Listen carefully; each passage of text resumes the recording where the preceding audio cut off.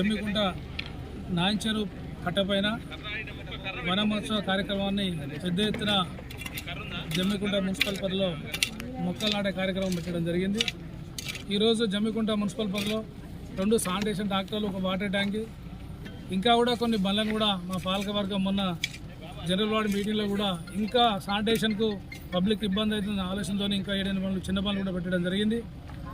ఈరోజు జమ్మికుంట మున్సిపల్ పరిధిలో ప్రభుత్వాలు ఏదైతే సూచన మేరకు ఎంత టార్గెట్ ఇచ్చినా కూడా మరి ఈరోజు జమ్మికుంట మున్సిపల్లో 40,000 పైచిలకు మొక్కలు గతంలో పెట్టడం జరిగింది.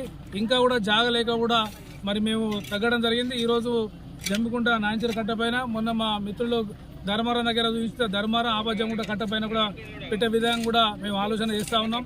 మరి ఈరోజు ప్రభుత్వం పెద్దలు రేవంత్ రెడ్డి గారి నేతృత్వంలో మరి వన కార్యక్రమాన్ని కూడా చేపట్టడం జరిగింది. గత ప్రభుత్వం కేసీఆర్ గారి నేతృత్వంలో కూడా మానసపుత్రిక పేరుతో కూడా పెద్ద ఎత్తున చెట్ల కార్యక్రమం పెట్టడం జరిగింది.